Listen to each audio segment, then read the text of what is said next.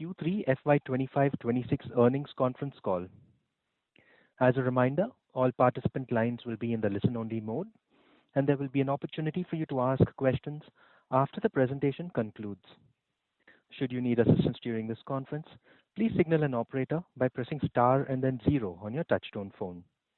Please note that this conference is being recorded. I now hand the conference over to Mr. Shashank Ganesh from E&Y. Thank you, and over to you, sir. Thank you, Darwin. Good evening to all the participants on the call. Good morning if you're logging in from the Western side. Before we proceed to the call, let me remind you that the discussion may contain forward-looking statements that may involve known or unknown risks, uncertainties, and other factors. Therefore, it must be viewed in conjunction with the business risk that could cause further result performance or achievements that differ significantly from what is expressed or implied by such statements. To take us through the results and answer your questions today, we have the senior management of Tata Elxsi, represented by Mr. Manoj Raghavan, Managing Director and CEO, Mr. Nitin Pai, Chief Marketing and Chief Strategy Officer, Mr. Gaurav Bajaj, Chief Financial Officer, and Ms. Sneha V, Company Secretary. We will start the call with a brief overview of the past quarter by Mr. Raghavan, followed by a Q&A session. We would appreciate your cooperation in restricting yourself to 2 questions to allow participants an opportunity to interact. If you have any further questions, you may join the queue and we will be happy to respond to them as time permits. With that, I would like to hand over the call to Mr. Manoj Raghavan. Over to you, Manoj. Thank you, Shashank. A very good evening to all of you joining today for the Q3 26 investor call. At the outset, let me wish you all a healthy, happy, and prosperous New Year 2026. I'm happy to share with you that in the third quarter of FY26, Tata Elxsi delivered a healthy performance, growing 3.2% on a constant currency basis over the previous quarter. This was largely volume-led, resulting in better utilization and operating margins. Our transportation business, which now accounts for more than 55% of our overall revenue, grew 7.7% quarter-on-quarter. This growth was led by accelerated ramp-ups in SDV-led OEM deals won earlier in the year, and also normalization of work streams and programs with a strategic OEM client that was impacted in the previous quarter. Our media and communication business registered a marginal decline of 0.3% quarter-on-quarter. This is largely due to some seasonal furloughs in the last 1 to 2 weeks of December and delays in some deal awards and paperwork. We have continued ramp-ups and a strong foundation with the large deals we won in the year for this business, tractions with our renewed offerings, and a healthy deal pipeline. Our healthcare and life sciences business has bottomed out in the quarter with a runoff from the end of some large regulatory programs. Our investments in future-powered, GenAI-powered regulatory workflows is seeing market success with multi-year deal wins during the quarter. We've also seen strong new customer addition throughout the quarter and year, and we're confident of bringing back growth in this business starting Q4 FY26. During this quarter, we performed well in key geographies of the US and Europe with broad-based growth across key accounts and verticals, while India did see impact largely from business from automotive suppliers. Our EBITDA margin improved by 220 basis points to 23.3% in the quarter, backed by operational excellence and improved utilization in line with business growth. Our PBT improved 200 basis points to 24.2%. This excludes a one-time exceptional item due to the new labor code. Overall, I'm pleased with the performance and resilience in revenue margins and customer additions throughout the quarter. We are entering the last quarter of the financial year with a commitment for growth and confidence in our design-led and AI-enabled engineering capabilities. Thank you, and over to you, Shashank, for the questions. Thank you very much, sir. We will now begin with the question and answer session. Anyone who wishes to ask a question may press star and 1 on their touchtone telephone. If you wish to remove yourself from the question queue, you may press star and 2. Participants are requested to please use handsets while asking a question. Ladies and gentlemen, we will now wait for a moment while the question queue assembles.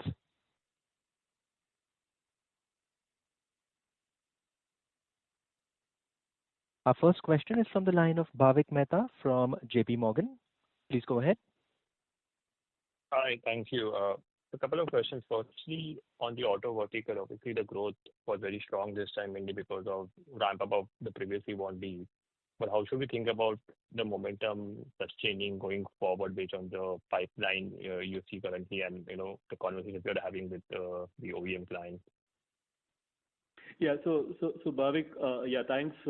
I think, I think we've been working really hard on, building the momentum in the automotive, industry. So the good part is, yes, a lot of things came together this quarter, and we were able to show the strong growth.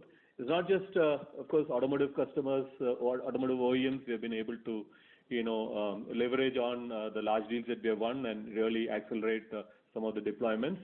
At the same time, we've also, really, opened up some off-road and, adjacency, businesses for us. That has also helped us in the quarter.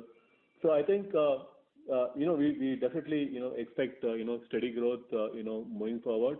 We're really looking to see an accelerated momentum in the next financial year for the transportation business for us.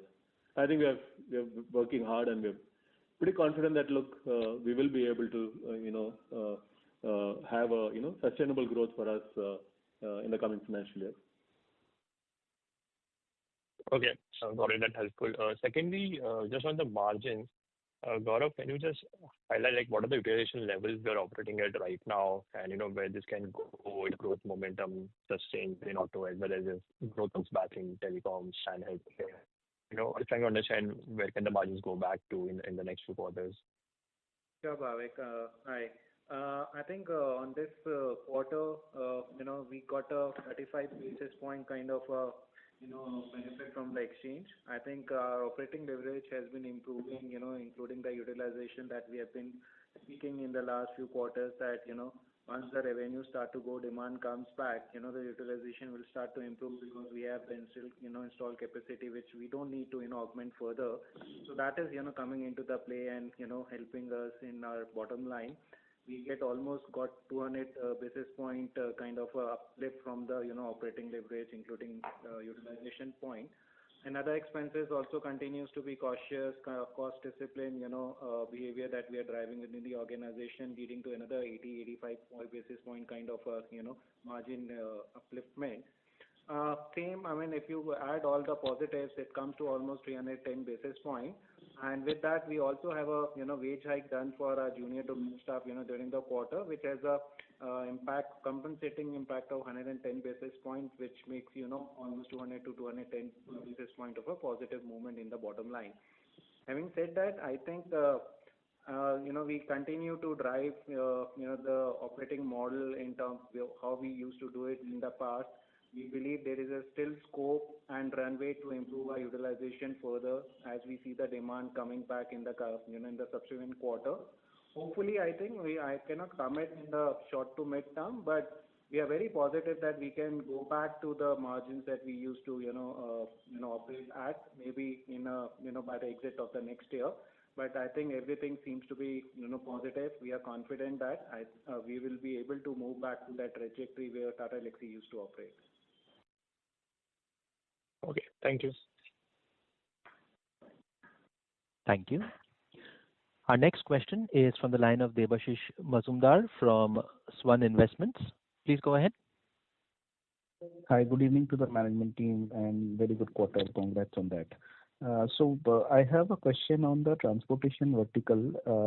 The 7.3% kind of growth that we are seeing quarter on quarter. Can we get a qualitative breakup that how much is because of the anchor customer coming back and how much is because of the growth in the other customer, and what kind of growth you are seeing from the ramp up of the recently won deals? Yeah. So, there are multiple factors as I discussed in the earlier question, right?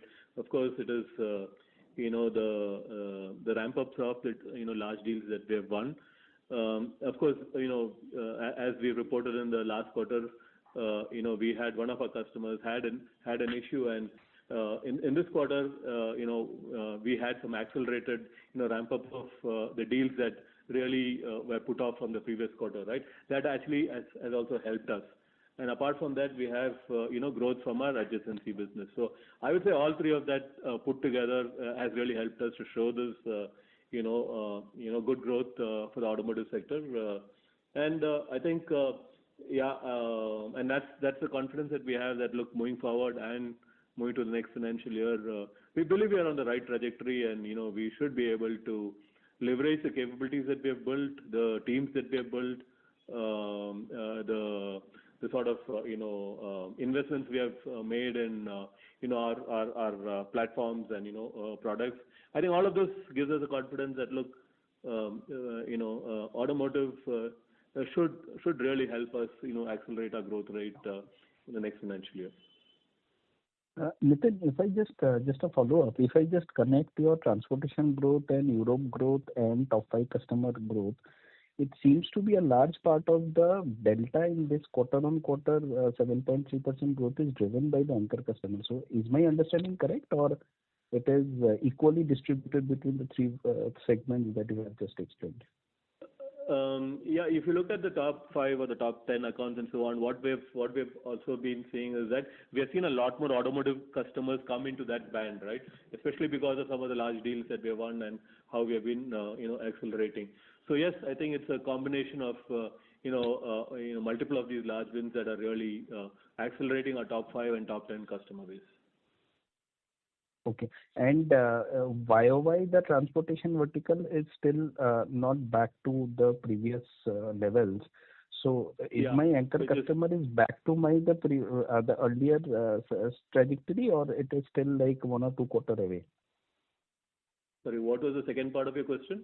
So my anchor customer is back to the previous run rate, or it is still 1 or 2 quarters away? I know we are still not up to the previous run rate. So still, as you rightly said, we have maybe a quarter or so more catch up to happen, quarter or 2, as you rightly said. So I think that is also something that we are working on and seeing how we can accelerate that part. Sure. One last question, if I may. If you see the geographical performance between Europe and rest of the world, it seems to be the 2 new OEMs that you have one out of Europe and one out of Japan. The Europe customer has kind of fired up. The Japan customer is still not fired up. Is my understanding correct? And if that is the case, if you can give me some trajectory of these 2 new OEMs that you have won recently.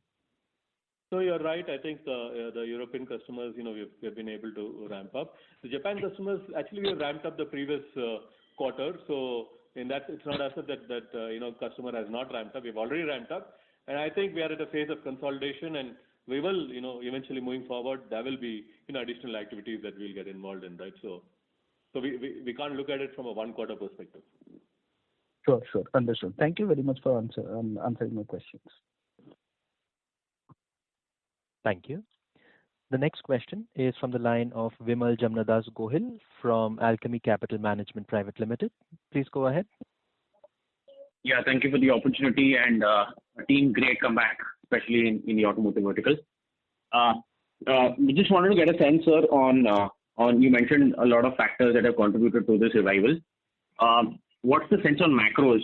Are we seeing receding headwinds, or has the performance been up to the mark despite the headwinds still being what they were in the past year that we've seen? So I think at a very, very high level, macro level, headwinds are still there, right, from an industry perspective.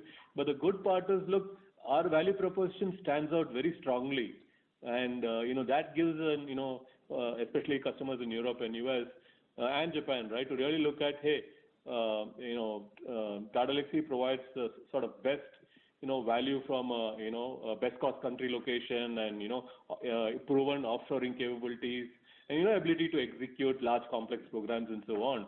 So I think all of that is really helping us navigate.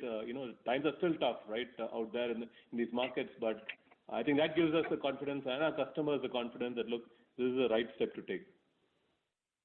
Understood. And sir, Manoj, on healthcare and media and comms, how should we look at these 2 verticals going forward? Your commentary suggests that growth might be on its way starting Q4, Q1. should we look at a similar trajectory what transportation is delivered, or will it still take some time? No, so we are working really hard on it, right? So 50% of our business is now in a decently good shape, right? And the remaining 50% is something we are hoping that will come in good shape in a quarter or two, right? Definitely the media and communication business, some of the large deals have actually ramped up.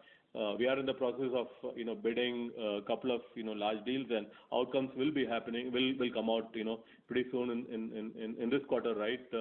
So I'm pretty confident that look, Q4 we should see some positive signs in our media business, and it's been a long journey, a lot of hard work the teams have put in. There is some light at the end of tunnel, I will say, and hopefully Q4 we'll be able to show some good performance in the media and communication space as well.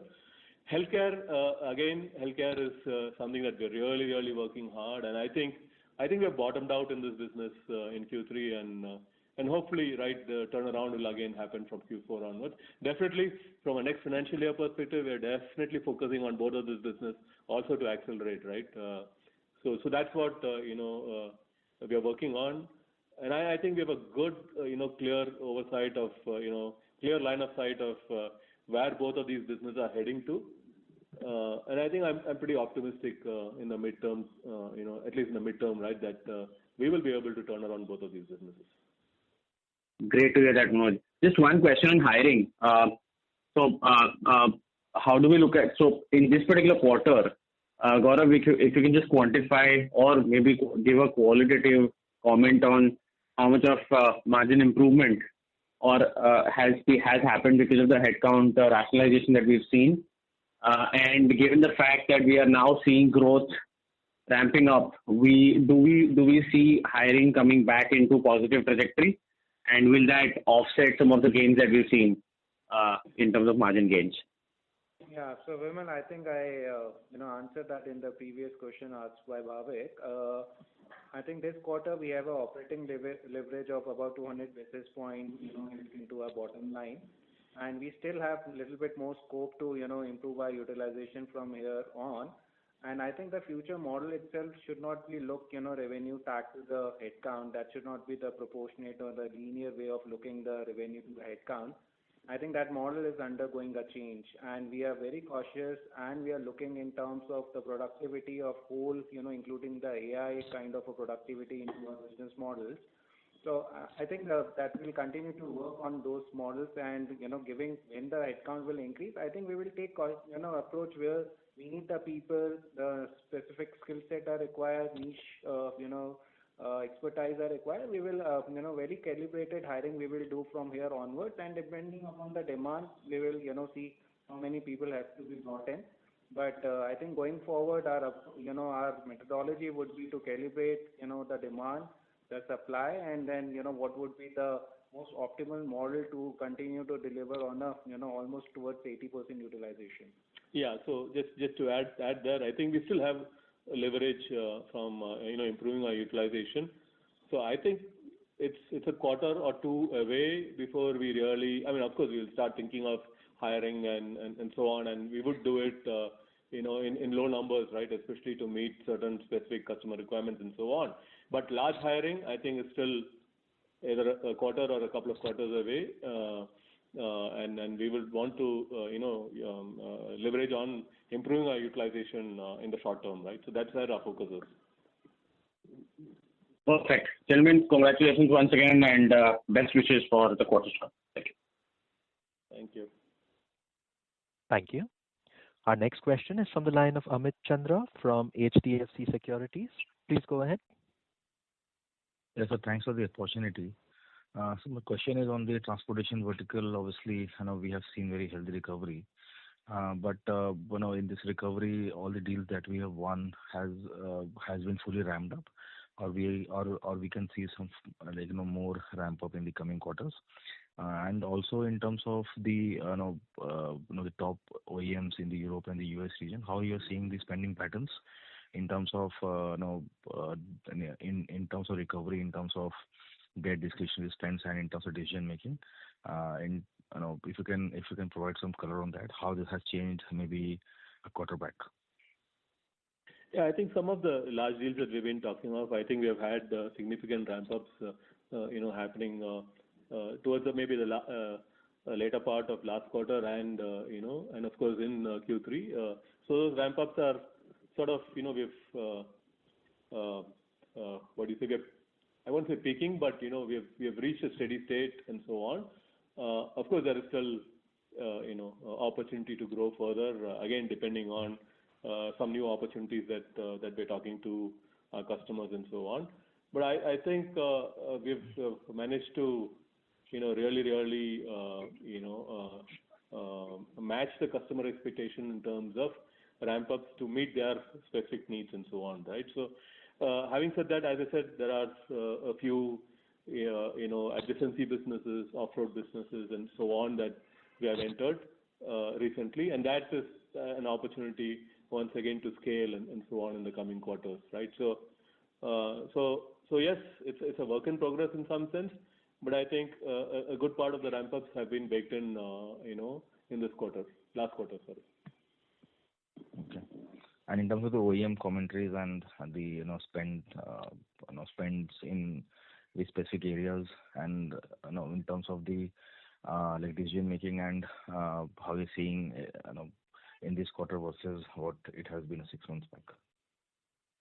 Yeah, see, decision making at times are still, I would say, a little bit slow, right? I mean, of course, customers are making decisions and so on, but they're making very careful, calculated decisions, right? So to that extent, I think it all depends on the value proposition and what you stand for, right? What sort of, what do you say, problems at the customer end are you going to address based on your business model, right? So that's the key, and that's something that we have been sharpening, over the few quarters, right? And I think we have a very, very good value proposition for our customers. Yes, decision making will still take some time, but customers are definitely willing to spend, based on the value proposition that we are putting on the table. Okay. And so in terms of the operating leverage, obviously we have seen some good operating leverage coming out in this quarter. But now, if we just because we have in last year when we saw a decline, we have like maintained the capacity. But till what level of growth we are like funded in terms of capacity, and we don't need to add. If you can give some color on that. So what is the kind of margin I think we expansion have addressed that question in the previous question as well, right? So we are operating at around 75% today, and we can go all the way up to 85%, right? So we are targeting to look at least moving around to 80%, right, before we start adding capacity and so on. So I think we do have operating leverage from a bench perspective. And it is not that we are not hiring at the moment. We are hiring, but I think we are hiring selectively where we have those positions required to be fulfilled. But as we mentioned, the large-scale hiring probably can can be seen after maybe a couple of quarters from now. Okay, so thank you and all the best. Thank you. The next question is from the line of Ankur Pant from IIFL. Please go ahead. Hi, am I audible? You are audible, sir. You may proceed. Yeah, thank you for taking my questions. Congratulations on a good set of results. My first question is on the transportation vertical. So, would you put down this performance mostly, which was mostly because of an anticipated ramp-up that we were expecting from 1H itself, or would you also attribute it to some extent to an improvement in the demand environment? Do you see that? And in a similar vein, now having registered a strong growth in 3Q, it sets up a high base as we head into 4Q. So would we be able to see this kind, not this kind, but would we be able to see growth on this number? How do you look at it? I didn't get the first question clearly, but okay. From a second question perspective, yes, of course. I think based on the order book that we see and based on the sort of funnel that we're looking at, right? I'm pretty confident that we will be able to grow over the numbers that we have delivered, right? So that's of course what the teams are focusing on. What was the first question about? Was it demand environment? Yeah, that's right. Yeah, my question was that the growth was primarily driven by the ramp-ups that you were already anticipating, or did you also see an easing in the demand environment to some extent? It's both, right? I think, of course, we were able to successfully ramp up some of the deals that we have closed, and that was really, and also, we pulled down, as you know, right, we had an issue in one of our customers, and that really, there were a lot of pent-up demand, which we really pulled in this quarter, in the last quarter, right? And that also helped us to really accelerate in the quarter. And regarding new demand and so on, yes, of course, there are deals that we have won, and we've talked about, especially in the adjacency space that we're looking at. So those are all new deals that will add, add revenue streams again in the subsequent quarters. Sure, thank you. And my other question is on utilization. Now, it's an important margin lever going forward, but given that we work in three different verticals, with not a lot of fungibility between employees, you ideally would need even the media and communication growth to pick up before you can actually move utilization to north of 80%. So is it possible to move it upwards to 80-85% without a proper recovery in the media and communication vertical? That's what we talked about, right? We are hoping that both media and communication and healthcare, which contributes, whatever, 45-50% of our revenues, right? That is something that we are very confident that we should be able to recover, and we've been working over the past few quarters, I would say, in terms of new customer outreaches and some large opportunities that we have placed our bids, right? And we strongly believe that some of that will turn around in this quarter, in Q4, and that will also help us accelerate or I would say improve our utilization. So it's not just only automotive business. It is both media and communication and healthcare, which is going to help us achieve a better utilization. So definitely.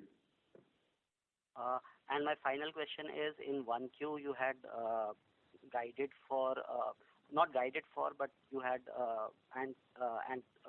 aspirations of a double-digit growth in both transportation and healthcare vertical heading into FY27. Does that remain intact, and for the overall organization? Yeah, so that is the aspiration from our next financial year perspective, if I understood your question right. So that is what our internal planning, and that's what we are aiming for. And we believe that, look, if we can get a strong momentum in Q4, right, and leading into quarter one of next year, I think we should be able to achieve those objectives. Thank you. Perfect. All the best. Thank you. Our next question is from the line of Abhishek Shindadkar from InCred Capital. Please go ahead.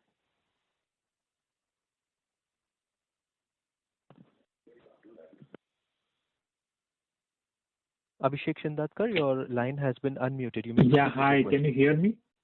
You are audible, sir. Yes. Yeah, thank you. Thanks for the opportunity, and congratulations on a great quarter. The first question is on the media business.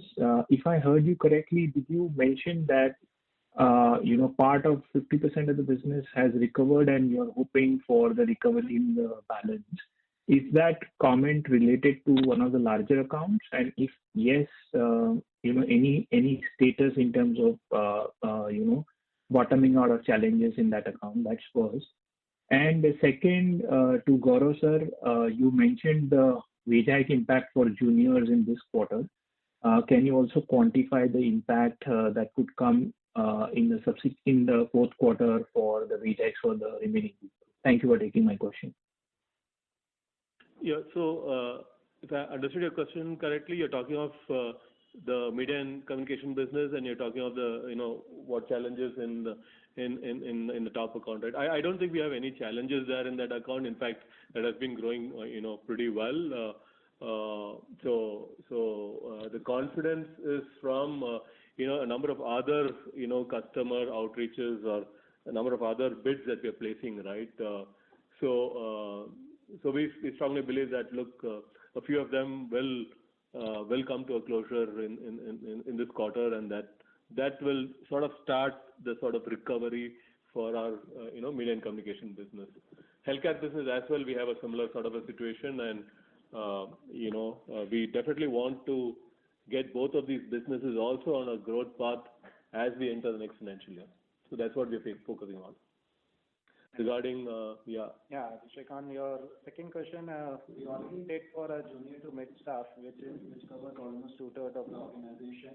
For the balance, that will happen, in this quarter, current quarter, quarter four. So you can expect, the impact for that would be lower compared to, what we have in the quarter three. Maybe probably, 60-70% of that only. That is helpful. And just to follow up on, the answer, sir, if we look at the increase in the revenue by contract mix type and also see the recovery in utilization and the recovery in the top account, is it fair to assume that, in many, let's say in large accounts of each of the three verticals, primarily our mix is towards time and material? No, it's a combination, right? It's not that all the large accounts are time and material. A lot of them are fixed bid and outcome based, projects as well. So it's a combination. Perfect. Thank you for taking my question, and best wishes for the rest of the year. Thank you. Our next question is from the line of Karan Uppal from Phillip Capital India. Please go ahead. Yeah, thanks for the opportunity. Just a few questions on the transportation vertical. Sir, you mentioned about normalization of spends going ahead. Just wanted to pick your brain around the areas which you are seeing good traction in, be it hybrids, EVs, ADAS, connected. If you can share some thoughts there. And in the pipeline, are you seeing large programs on the SDV front? So a lot of the growth that we've seen is primarily coming from our SDV, the closures that we've had on the SUV side, right? So of course, as you know, we also have our own SDV suite called Avenir, and that is also bringing in a lot of traction for us. Apart from that, of course, electrification is another large play that we see, both BEVs and hybrid platforms. So new platform development is something definitely we are seeing. ADAS, of course, continues to have traction. So these are the, I would say, top three areas that really are pushing our automotive. Of course, the connected car, platform and the applications around it is also another area that we see a lot of traction moving forward. Okay. Thanks for that. Second thing is, for the outlook for this automotive business, is it broad-based across your, let's say, top 10 to 15 accounts, or is it more concentrated between, let's say, 2 to 5 accounts where, you are seeing deal ramp-ups? I would say it's more in the, top, 5 to 10 accounts, right? That's where we are seeing the ramp-up, and these are happening across the geographies. It's not limited to any one geography. So that's positive for us because we are de-risking ourselves from geography-dependent, situation as well. Perfect. Thanks a lot, sir, and all the best. Thank you. Our next question is from the line of Sukriti Patil from Eyesight Fintrade Private Limited. Please go ahead. Good evening to the team, and congratulations on the quarter. My question is, with Tata Elxsi's focus on design-led technology and recent partnerships in automotive and media, how do you see client conversion evolving are they shifting from cost efficiency to co-innovations? What should the stakeholders expect as the defining theme from your leadership in this space? Yeah, thanks. That's my first question. I'll ask a follow-up question after. Sorry, if you just repeat that point, please. This is Nitin here. I will take that, but I didn't hear the second part clearly.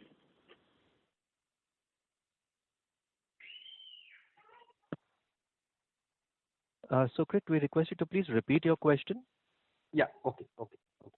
My question was, with Tata Elxsi's focus on design-led technology and recent partnerships in automotive and media, how do you see client convergence evolving?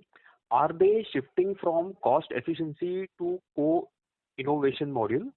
What should the stakeholders expect as the defining theme from your leadership in this phase? Yeah, I think just to clarify, I think the two are not exclusive in the sense that they tend to run together. I think in both industries, there has been extremely strong pressure on bottom line, especially because your top lines are not growing too well. Market share is now going to be climbing, given the competition, for example, in the automotive space from the Chinese and so on. So there's a clear mandate that, look, whatever you do, you'll have excellent technology, but at the same time, you'll have to deliver on cost. So I think in that sense, whether it's the media and communication vertical, which has seen that pressure on the top line from quite some time now, and therefore the cost takeout and the bottom line improvement has been a focus for some time now, I think you're finding this need to find the right partners, delivering from West Coast country, but delivering outcomes and results rather than just delivering headcount. I believe that is really what will carry us forward. Okay, thanks. My second question is to Mr. Bajaj. On the financial side, speaking beyond margins, how are you thinking about capital allocation in this phase, like balancing dividends or investments in automotive innovation centers or any digital partnerships down the line? Do you see scope for a shift in capital deployment over the next 1 to 2 years? I think we have been, discussing internally, within the organization management and also along with the board. Of course, there are certain plans that has been, put into the place, and we have been, tracking on those plans. At the appropriate time, I think we will let you know in terms of, any outcome or change in the capital allocation approach from our side. Probably we announced in terms during the Q4 year in terms of during our AGM in terms of what would be the the distribution that we do. But there are some strategy internally that has been discussed. Probably I think we may not be able to disclose at this moment of time, but at the appropriate time you will get to know what kind of a plans and what are we thinking about that. Fair enough. Thank you for the guidance, and I wish the entire team best of luck for the next quarter. Thank you. Our next question is from the line of Sajal Kapoor from Anti-Fragile Thinking. Please go ahead. Yeah, hi. Thanks for taking my questions. Can you name a commercially successful idea that initially looked unbelievable or irrational, but it became commercially successful thereafter? Sorry, we couldn't get the context of your question. So the context of the question is, I just need an example, preferably in healthcare, but even automotive or otherwise, maybe a commercially successful IP idea that you have in the organization today, but initially that was deemed kind of irrational or unbelievable. Any example? Yeah, so I strongly believe and I hope that as an engineering company, we are quite rational. So to that extent, there's very little that we do that is irrational. But having said that, if you look at it, most of the bets that we've taken in products and platforms are future-looking. Because ultimately, we are tracking standards, we are tracking technology convergence, and we are taking bets in advance. And that is why you tend to have mixed success with products and platforms, not because they are not right, simply because many a times we are simply ahead of time. A good example is the investments that we made in Neuron. which is a network automation and orchestration platform. We believe it's ahead of its time simply because that's the most elegant way to reduce costs in network management. And while telcos have been going after cost takeout simply by throwing larger and larger deals for lower and lower costs, we believe the smarter way to go around it is to actually start investing in automating and orchestrating your network with technology and with automation rather than with people. But we also know that it's ahead of its time. Why? Because telcos are not going to be so keen to throw themselves on another platform. Unfortunately, they've seen enough in life. So that is where I feel most of the time we are ahead of time rather than irrational. So that's very helpful. Great response. Thank you for that. And my second and last question is, there is always some sort of a tension between creativity and delivery discipline. So when creativity conflicts with delivery discipline, which one loses and why? So I think this is, in many ways, two sides of the coin. The tension between creativity and discipline or engineering, I think is a good tension to have. And I can tell you this from my own experience as a designer. We always used to have this debate when we were young as to which designers are better.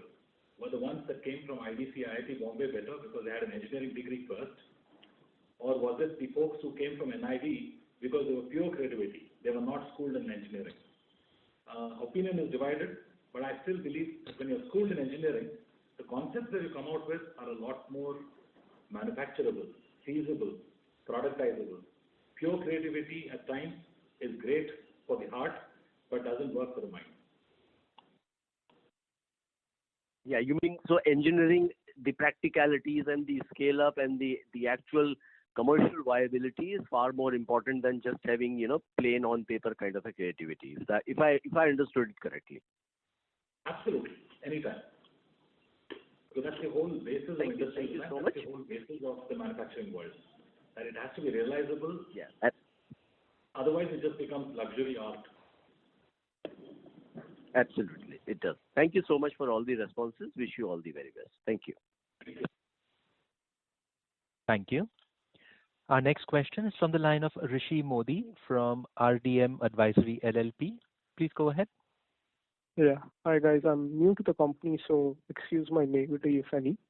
On the healthcare front, we had seen a disruption in the past on the regulatory extension being given in Europe, which, if I'm correct, it ends in 2026. So do you expect any sort of a pent-up, demand on that regulatory front coming for you in the coming year? No, I don't think there is as a pent-up demand. In fact, the regulatory piece of our business is, over a period of time, really, gradually, coming down. In fact, what is happening is we are moving all that regulatory, the sort of manual regulatory effort to more AI-based, digital sort of, focus. And I think we have been able to successfully, move there. So I don't think there will be a pent-up demand per se, but we are hoping that using AI, Gen AI, and so on will really help capture a larger piece of work that otherwise would have to be done manually and so on. So that could be some sort of acceleration based on the digital technologies that we bring in, but it's not due to the runoff in 2026 and so on. Okay, understood. Secondly, I wanted to understand our rationale on the defense business. In the past, you were a bit non-committal. I'm talking about 5-6 years back when you said that there's a receivables issue in the industry plus some export issues to the US. So what has changed for us in maybe the industry or in our view or in our working, which is now making us commit to the defense aerospace industry? Yeah, we see, globally also we see aerospace and defense as a great opportunity area, primarily because of the spend that the industry is going through, right? So there are a lot of new technologies that are coming in. There is UAVs and drones, and warfare is changing. There is also commercial applications of many of this in air taxis and so on. So what we see today is, a lot more technology coming in, a lot more, technologies like electrification coming in a big way. So of course there are challenges with, cycle times for the deals and if you're doing defense sort of, projects, especially in the US, you need to be ITAR compliant and so on. So there are still some of the challenges that we need to address. But otherwise, I think fantastic amount of, opportunities exist, especially in India, the sort of, both, DRDO and, labs and companies like HAL and of course, a lot of, global companies, right, who have set up their, capability centers in India, in Bangalore and so on. So that also, opens up a lot of, good opportunities for companies like us, right? So I think we are doubling down our focus on the, aerospace and defense segment, and we have done some fantastic work in this space. So credibility is there, capability is being built. Now really we need to see how to have some commercial success. So that's something that we're working on. And Manoj, do you think this will be an ROCE accretive? Like, will the margins compensate for the receivable cycle in the future? Yeah, it's still early days. It's still early days. I think if we look at the overseas market, I don't see any concerns on either profitability or payments and receivables and so on, right? I don't see any. But yeah, if you really only focus on the defense segment in India, then yeah, we do have some tweaks in our business model that we need to take care of. But otherwise, I think it's a great business, and especially the type of opportunities that we see in India, it's a great opportunity to build capabilities and then really explore the same globally, right? So I think it's a great opportunity for us. That's great to hear. Finally, just a quick one on the non-PV transportation, which is the off-highway construction equipment railway that we had entered into.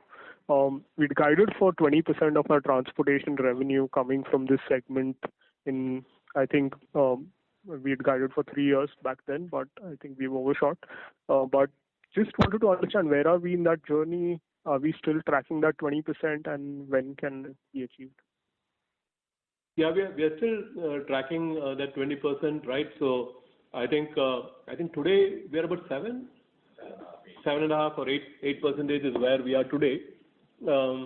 So I think there's an opportunity in the next couple of years or 3 years to really look at 20%. The difference this time is that we really have some good logos that we have opened up and good opportunity in this space, and the spend in this industry is also growing, right? So I think that's positive for us.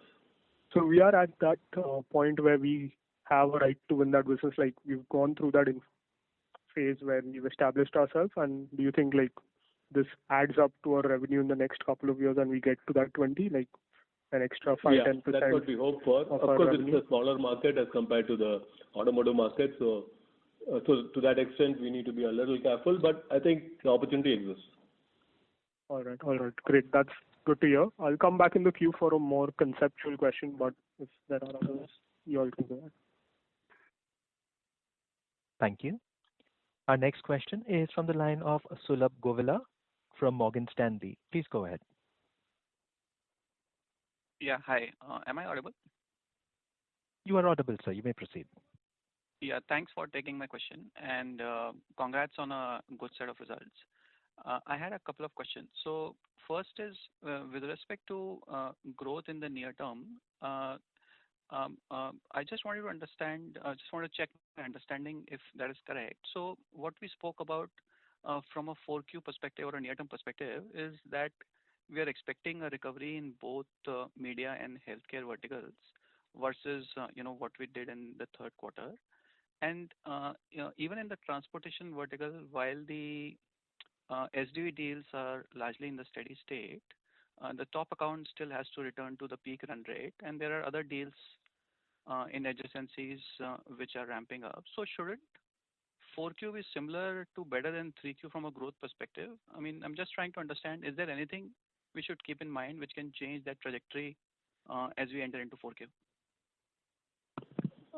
No, we don't want to give any indicator at this point in time, right? So we don't do that. But we've talked about, and you have rightly paraphrased all what we talked about, right? So I think your analysis is perfect. Sure. Thank you. And the second question is on the utilization bit. So in the past, we've always talked about reaching a peak utilization rate of 80% odd. While today, it may be the first time we ever spoke about potentially reaching our 85% levels. So just trying to understand, is there anything which has changed structurally for you in the delivery organization, from a workflow automation perspective, which is changing this thought process on the utilization levels? If I may, I think, and if you can hear me, Sulabh, this is Nitin here.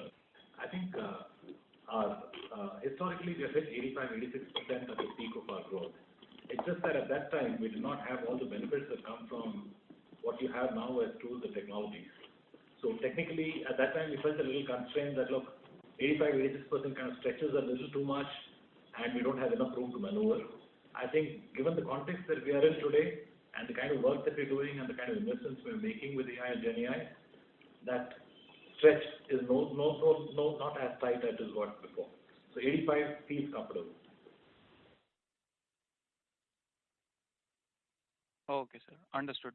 Thanks for taking my question. Thank you. Thank you. Our next question is from the line of Rohit Jain from Tata Capital Partners. Please go ahead. Yeah, hi. Can you hear me? Sir, you are audible. You may proceed.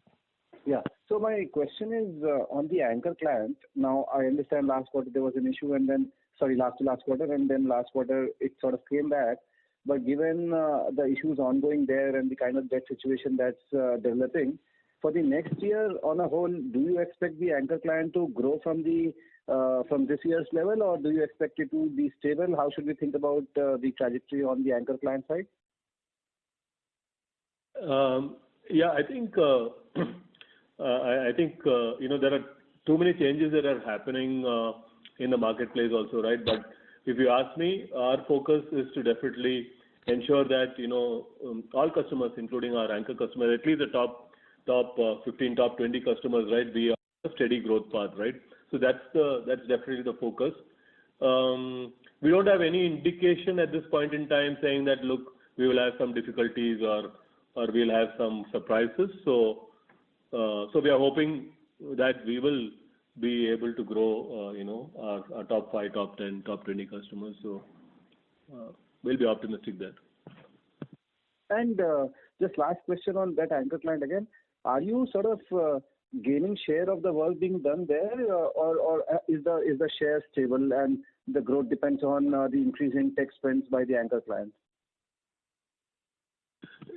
So if you look at it over the last 5 years or even a little more, our share in the overall spend of this customer has only increased. So I think again it all comes down to the value proposition, right? Especially in tough market situations, the value proposition that we bring in is very, very strong, right? So I don't think we have an issue on that front. Okay, thank you. Thanks a lot. Thank you. Our next question comes from the line of Jalaj from Swan. Please go ahead. Yes, thanks for the opportunity. Hope I'm audible. Yes. You are audible, sir. Yeah. Congrats on a good set of numbers. Sir, first question was with regards to this one-time adjustment for the labor law changes. So are we done for all the prior period adjustments, or there is something which comes in the next quarter also? And second part to it was, what would be as a going concern, incremental impact because of this in people cost or on the margins should we expect? Hi, Jalaj. This is Gaurav. Let me answer your question. I think we have made the provision in line with the accounting norms and also, assessed by our auditors, for for the new acts on the new labor code got enacted during the quarter. We believe that one-time catch-up is already being done in this quarter, and hence we have also called this out as an exceptional item because this is something not, going to be a usual, line item in our, financials going forward. However, given the change in the labor code and the definition of the wages, on the going forward basis, we expect this impact not to be more than 15-20 basis points, but probably that will also get compensated with the other levers and utilization factors that we still see there's a scope for the improvement over there. So at large, we don't think there should be any impact for the new labor code going forward in the subsequent quarter. However, we continue to monitor, we continue to track in terms of the more clarifications that probably would come around in this quarter or maybe the next quarter, because the rules got republished, but those rules are still not notified and still not enacted. So once we have the little bit better clarity, rules gets notified, then we have to assess if there are certain more changes or adjustment to be required.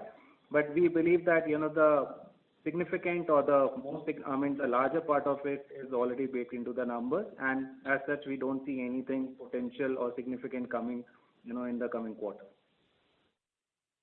Got it. That explains it. And my second question was with regards to the business side. So specifically I wanted to understand on the transportation side. So we understand that the top client has come back and has come back strongly, and there were a few projects which were stalled. So if you could give us some flavor as to what proportion or these stalled projects, have they ramped up to the maximum, or there is more to come from that? Just trying to understand on the sustainability of the growth. Yeah, so I think as we explained earlier, there definitely has been some catch up in terms of pent up demand that we have fulfilled in this quarter. A part of it will definitely continue as we speak into the subsequent quarters as well. But again, the focus is for us is to really look at the larger basket of customers, our top 5, top 10 customers, and see how we can ensure growth across these customers as well, right? So I think that's where we are. We are over a period of time, constantly trying to diversify our concentration risk, if you may, in some sense. We are trying to diversify our geography risk, if you may, in some sense. And I think each of those strategies are working out for us. And especially when times are tough in, say, some geographies like US or Europe, our focus on Japan and India has really helped us. So I think at this point in time, if you look at it, a basket of customers and the various geographies that we operate in, I think we are in a decent situation, good situation to be in, I would say. And we need not be overly dependent on a particular geography or a particular set of customers. So to that extent, I think we are de-risking and diversifying our overall portfolio, which will, in the midterm to long term, I think will really help us. Fair enough. Just a quick one on that. So the newer projects, what we alluded to, the newer ramp-ups and the newer clients, are they the peak? Are the margins for these projects comparable to the peak margins we used to do historically, or they are slightly at a lower price or a lower margins because of whatever has happened in the transportation vertical as such, because of the tariffs and otherwise pressures? How should we understand that? It's a basket of accounts, right? So there is no one answer there, right? Depending on criticality of a particular customer or the skills or capabilities that that we need to bring in, we look at margins accordingly, right? There's no set rule that this is the only margin that we would operate on and so on, right? At the end of the day, it's our responsibility to really uplift the overall margins in the business, right? And that's what we're focused on. How we do it, we take a portfolio approach, or how we do it is entirely dependent on what do we see in the marketplace, what skills do we need to bring in, and and what value are we creating to those customers, right? Based on that, we would really, price in the deals, and, the margin moment will be according to that. Understood. And sir, you alluded to that one of the reasons of the growth coming in transportation was the comparatively better macro or the comparatively better demand situation or discussions from the clients. So how should we understand that over the past 2-3 quarters, has there been any improvement in the demand scenario or discussions, at least have the clients started to talk about signing newer deals or discussions? Because I understand a lot of newer launches or a complete portfolio was postponed by a few quarters to a few years for a lot of clients or OEMs. Yeah, no, I think for us, from an automotive perspective, we've already, indicated that yes, there are discussions happening, there are new deals, new discussions, new customer additions, and all of that is happening, right? We are hoping that both in both media and communication as well as healthcare, we will be able to turn around that business, right? And our focus is to really get back all the three businesses of ours to a growth situation, which will give us a lot of leverage, from an investment perspective, from a growth perspective, from a utilization perspective, from a return to higher profitability perspective. So a number of things that we are really focused on, and I think in the next 2 quarters you will see a trajectory or a trend, right, that will give you an indication in terms of where this is moving. Got it. Thanks for the answers. Best of luck. Thank you. Ladies and gentlemen, we will take that as our last question for today. I would now like to hand the conference over to the management for closing comments. Over to you, sirs. Thank you to all the investors who dialed in, today evening. We really look forward to, having a more detailed conversations and, towards the end of the next quarter. We are really confident that, look, we have done a number of things right. We have done a number of investments right. Now, how do we leverage that, and how do we move that into revenue growth and profitability growth? That is what the team is really focused on. Thank you so much, and look forward to interacting with you again in the next investor call. Thank you. On behalf of Tata Elxsi Limited, that concludes this conference. Thank you all for joining us. You may now disconnect your lines.